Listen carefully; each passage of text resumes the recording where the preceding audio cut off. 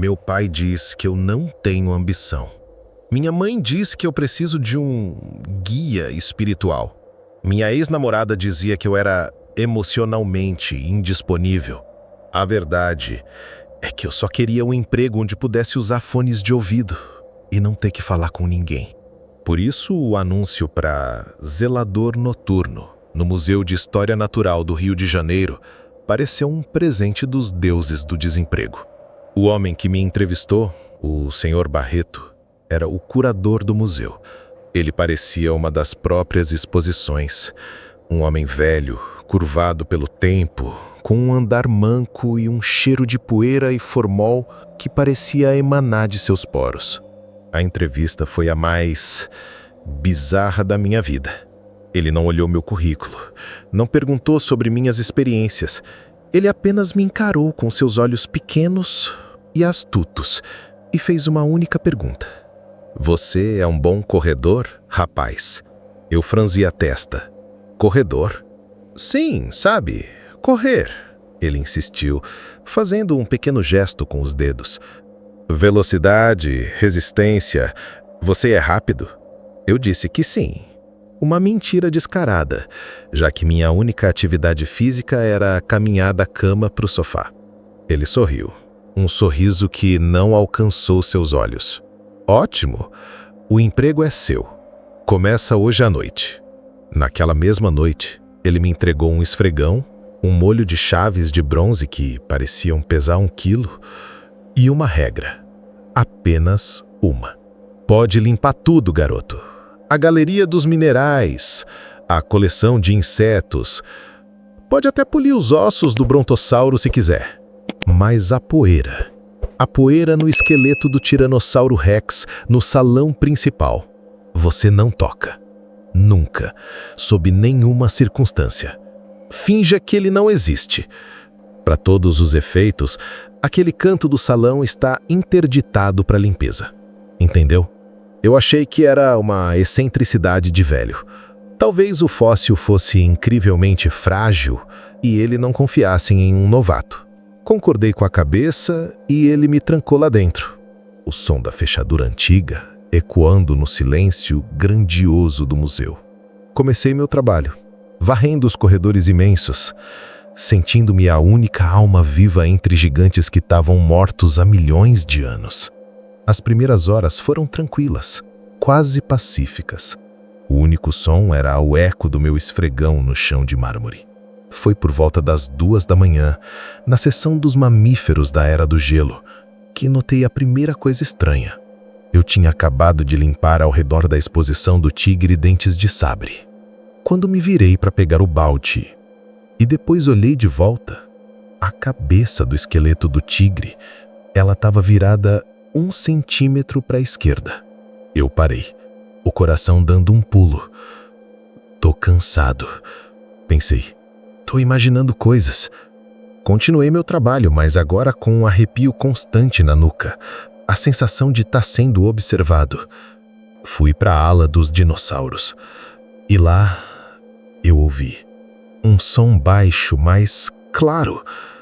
Um clique suave, como ossos grandes se ajustando sob seu próprio peso.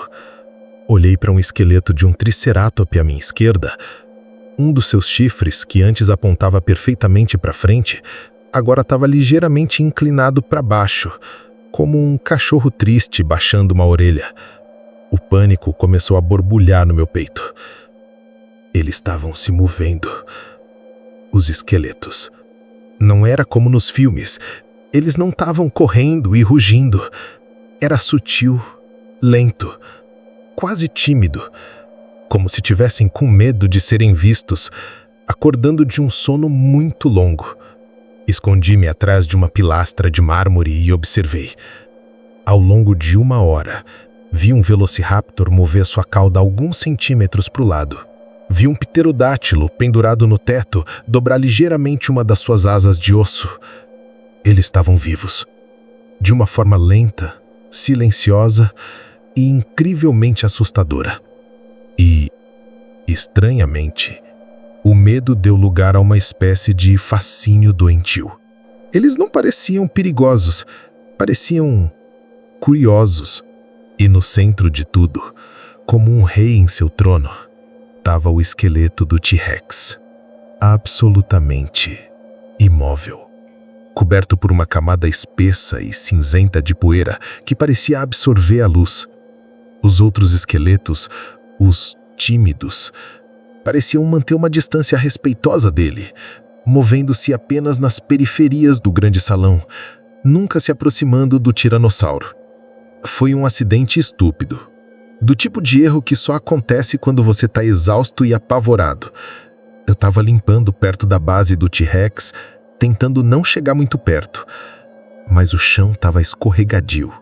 Meu esfregão molhado escorregou da minha mão e voou, batendo com um clac, molhado contra um dos ossos maciços do pé do T-Rex. A água do esfregão limpou uma pequena área do osso, revelando a cor escura e fossilizada por baixo. E foi aí que o inferno começou. Um tremor percorreu todo o esqueleto do T-Rex, do dedo do pé até a ponta do crânio. Um som baixo, um ronco profundo que parecia vir do centro da terra, vibrou pelo salão, fazendo os vidros das vitrines tremerem. Todos os outros esqueletos, os tímidos, congelaram instantaneamente. E então, como baratas quando a luz se acende, eles correram. Se arrastando, batendo os ossos, eles fugiram para as sombras das outras galerias, desaparecendo na escuridão. Eles não estavam com medo de mim, estavam apavorados com ele. A cabeça do T-Rex, que antes estava virada para a frente em uma pose majestosa, girou lentamente em minha direção. O som de vértebras fossilizadas rangendo umas contra as outras, um som seco e antigo, ecoou no silêncio. E nas órbitas vazias de seus olhos, duas brasas vermelhas, como as pontas de 2 cigarros infernais, se acenderam. Naquele momento, eu entendi a verdade. A regra do Sr. Barreto não era sobre fragilidade. A poeira não era poeira. Era um sedativo, um tranquilizante antigo que mantinha o alfa daquele lugar adormecido. E eu tinha acabado de jogar um balde de água fria no rosto do leão. Corri, eu não gritava, o medo tinha roubado minha voz. Apenas corri, o som dos meus tênis ecoando no salão silencioso. E atrás de mim, ouvi o som que assombrou os pesadelos de criaturas por 65 milhões de anos. O som de 2 toneladas de ossos e fúria pré-histórica se levantando. O som de garras do tamanho de facas de açougueiro arranhando o mármore do chão, procurando por tração. Ele era rápido, assustadoramente rápido, para algo feito de ossos. Eu corri pelos corredores, derrubando displays de minerais, passando por dioramas de homens das cavernas que pareciam me olhar com pena. Ele me perseguia e o som de seus passos pesados era como pequenos terremotos que chacoalhavam o prédio. Eu me joguei para dentro da galeria egípcia e, em um ato de puro desespero, me escondi dentro de um sarcófago vazio, puxando a tampa pesada sobre mim, mergulhando na escuridão que cheirava a poeira de milênios. Ouvi-o entrar na sala, farejando o ar com um som sibilante que passava por seus dentes. O som de sua respiração era como o fole de uma forja antiga. Ele bateu em um dos outros sarcófagos, que se estilhaçou em 1000 pedaços de madeira podre. Fiquei ali, no escuro, encolhido, o suor escorrendo pelo meu rosto, rezando para todas as divindades egípcias que eu não conhecia. E então, ouvi a voz do Sr. Barreto, amplificada pelos corredores. Ei, Ossual, para o seu canto, agora! Houve um rosnado de desafio vindo da criatura, um som que fez meu sarcófago vibrar. E depois, para meu total alívio, ouvi o som de passos pesados se afastando. Esperei o que pareceu uma eternidade antes de empurrar a tampa e sair. Sr. Barreto estava parado na entrada da galeria, segurando um balde de metal. Eu te disse, garoto, ele disse, A voz cansada, mas sem surpresa. Uma regra. Você só tinha uma regra e você a quebrou na sua primeira noite. O que é aquilo? Gaguejei, apontando para o corredor escuro.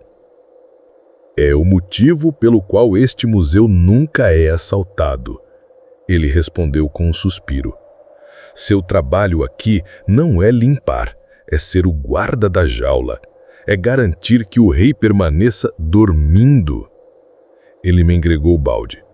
Dentro havia um pó cinzento, fino e pesado. Poeira de meteorito, com infusão de sedativos potentes. Uma receita antiga. Agora, vá, jogue isso nele. Coloque-o de volta para dormir antes que ele decida que quer sair para um lanche na cidade. Fiquei ali, paralisado, olhando para o balde e depois para o corredor escuro de onde o T-Rex havia recuado. Eu podia ouvir seu rosnado baixo, impaciente. O emprego ainda pago mesmo? Perguntei. A pergunta mais estúpida e mais lógica que eu poderia fazer naquele momento. Senhor Barreto deu um meio sorriso pela primeira vez. E te dou um bônus de 50% por periculosidade. Bem-vindo à equipe. Eu não queria aquele emprego. Eu queria minha cama, meu videogame, minha vida sem propósito. Mas, pela primeira vez, eu tinha encontrado algo que importava. Um propósito bizarro, aterrorizante e provavelmente mortal. Mas era um propósito. Alguém tinha que garantir que o rei permanecesse no seu trono empoeirado. E, pelo visto, por algum motivo inexplicável, esse alguém era eu.